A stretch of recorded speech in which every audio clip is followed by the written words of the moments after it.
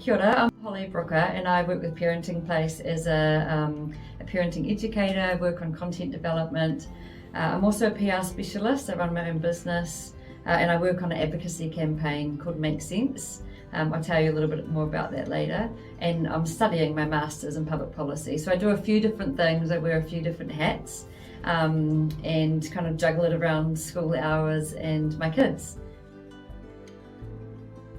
You know, I often say that giving your kids a smartphone is like giving them the keys to a Ferrari before they've got their driver's license. So they can go off and they can have an amazing adventure and have heaps of fun, but they're also going to be in danger because they might injure themselves or hurt themselves or harm someone else when they're in that Ferrari cruising around without their license. So we really need to prepare our kids when they have a smartphone. As parents, we know our child and every situation is different, every child is different. So I really encourage parents to not just go with the flow and give their kids a smartphone because everyone else is doing it, but to really consider the needs of their family and the needs of their child and the implications that it could have on their family. There are dangers in introducing your kid to a smartphone. They are basically being given unlimited access to the World Wide Web, and there is a lot of content on there that's not designed for children, and there are very little protections in place to protect our kids from this content. If you're at a place where you're ready to give your child a smartphone, we really recommend that you set up a contract with them. I know it sounds a little bit intense, but we've had so much good feedback from parents around actually how effective this is at kind of managing the process of this is the smartphone, these are our expectations, this is how it's going to work. And you know, it encourages really good, strong conversation with your child, hearing their perspective, sharing yours, and making some firm rules and boundaries around how this is going to work for our family. We have a contract on the Parenting Place website, and it's a really effective tool to help kind of implement just great, strong boundaries from the outset. So a recommendation that I have is to use family filtering on your home Wi-Fi. Most internet service providers offer family filtering. However, when you leave the house, the filtering won't work on your child's device or on your laptop or phone or what have you. Safe Surfer is a family filtering option that is amazing. I use it in my home, and the filtering does work when you leave the home Wi-Fi. So it offers kind of a dashboard, and you have a dashboard for every device in the phone, and you can allocate different things that you want to block for different devices. So for example, I might want to buy a lotto ticket, and so I want to have gambling turned on my phone, but I don't want my child to have access to gambling, so I can turn it off on their phone. So it gives really personalized kind of bespoke functional filtering for different devices. It's not complicated. It's a simple kind of toggle off, toggle on process. There's an app on your phone that you can change things if you want to.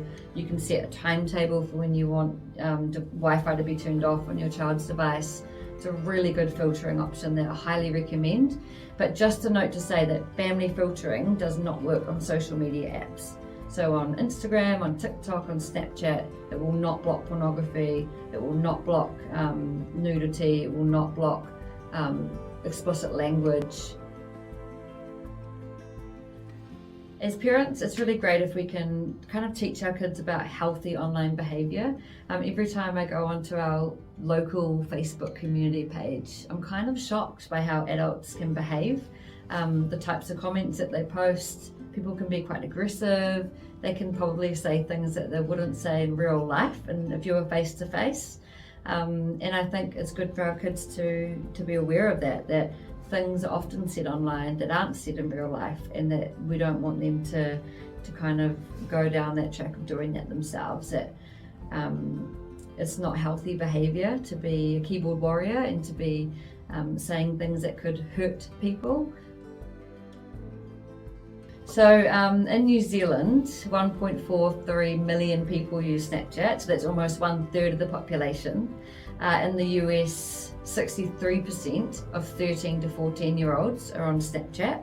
We don't have exact data in New Zealand, but generally what's happening in America is what's happening here. Yeah, so because snaps are fast moving and they don't stay on Snapchat, young people can tend to be a little bit more experimental with the content that they post and a little bit more risky because because they know that the snap isn't going to be there permanently.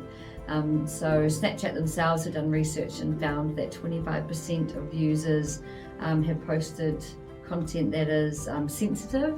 So we're talking about content that includes nudes, because teenagers are in a developmental stage where they want to undertake behaviour that's a little bit more risky, and Snapchat's a great way to do that. So we want to have really good conversations with our kids about what's appropriate behaviour online and what's not. Often kids can feel quite confident to do that on Snapchat because it's fast moving and doesn't stay on the page. However, people can screenshot the images. There are ways around saving the content, and then that content can be further distributed or put on other platforms. And we want our kids to be aware of that because we don't want our kids to have their nudes or their images put onto other platforms and distributed more widely. So It Makes Sense is an initiative that I started a year and a half ago with my good friend Jo Robertson. So Jo's a porn researcher and a sex and betrayal therapist and an educator. I work with parenting place and education. I was a high school teacher, and we've been really concerned around the content that kids can see online that's regarded it's objectionable and it's illegal under the Films, Videos, Classifications, Publications Act. So we're talking about content like child sex abuse material, real rape content and bestiality. I know it's really gruesome to even think about that, but it's content that Jo has seen in her work as a porn researcher is prolifically growing, and there's been little to no regulation being put in place to actually manage the publication of this content. We have a filtering system in New Zealand, which is awesome that we have this. It was set up in 2010, but it's underperforming and the tech has not developed to keep up with the tech that is developing this content and distributing this content. So the filter that we have in New Zealand blocks just 400 URLs of child sex abuse material. So that's a drop in the bucket. So our campaign has been to call on the government to do better for filtering this obscene, objectionable content, to improve the filter and to block more of this child sex abuse content, which we refer to as CSAM. So the Internet Watch Foundation is an organisation based in the UK.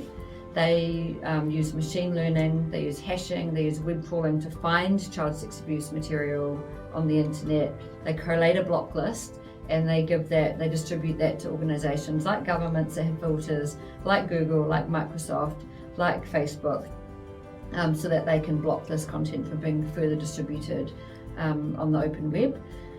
We're calling on the government to adopt the Internet Watch Foundation list as an easy solution to immediately improve the block list that we have. So we could go from blocking just 400 URLs, which is manually updated by analysts at the DAA, to blocking up to 30,000 URLs. It's updated twice a day, it's highly efficient, and it's a really great solution.